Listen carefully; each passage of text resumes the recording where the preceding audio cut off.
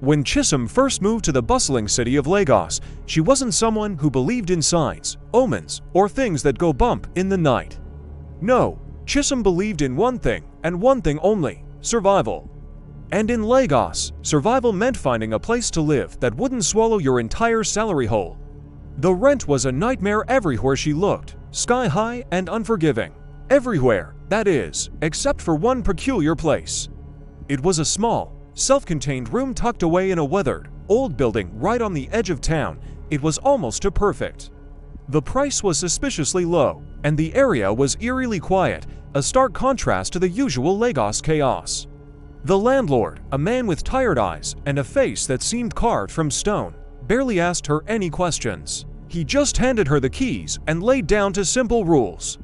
"No visitors after midnight," he said, his voice flat and devoid of any emotion.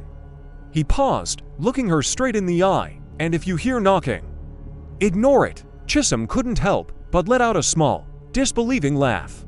"Is this supposed to be some kind of prank to scare me off?" The landlord didn't laugh back. His expression remained unchanged, a stony mask that sent a small, unwelcome shiver down her spine.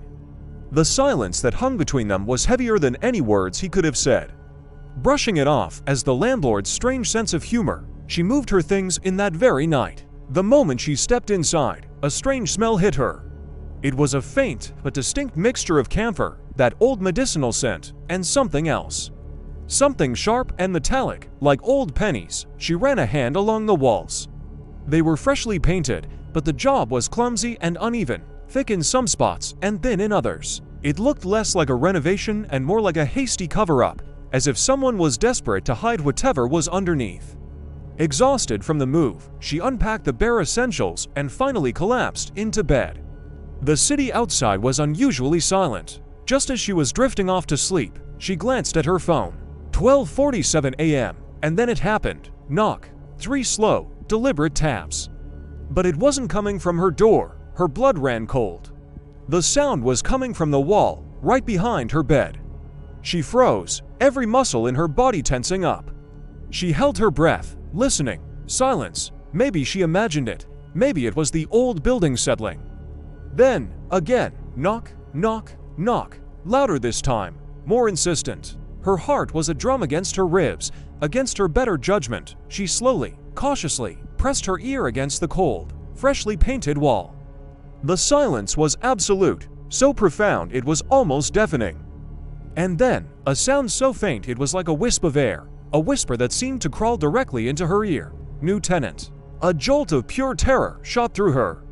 She scrambled away from the wall, her back hitting the opposite side of the small room. Her breath came in ragged gasps. She snatched her phone again, the screen's light a small beacon in the oppressive darkness. The time was still 12:47 a.m. The knocking had stopped completely. The silence returned, now filled with 1,000 unspoken fears. She took a deep, shaky breath, trying to calm her frantic heart. It was just an old building, old pipes, a neighbor. There had to be a logical explanation. She willed herself to believe it. Finally, mustering every ounce of courage she possessed, she turned back towards her bed.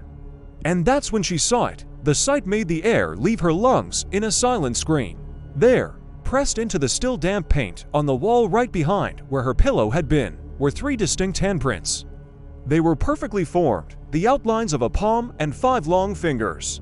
But they weren't on the surface of the paint. They were pushed out from within the wall itself. The paint was stretched and distorted around them, as if a hand from inside the very structure of the building was trying to break through. She stood paralyzed, her mind refusing to process what her eyes were seeing. She couldn't move, couldn't breathe, couldn't scream. Her phone, still clutched in her trembling hand, suddenly buzzed, the vibration shockingly loud in the dead silence. She looked down at the screen. A new message from an unknown number. Her heart stopped. It was exactly 1 o'clock a.m., and the message contained just 3 simple, chilling words. "You replaced me. Thanks so much for watching."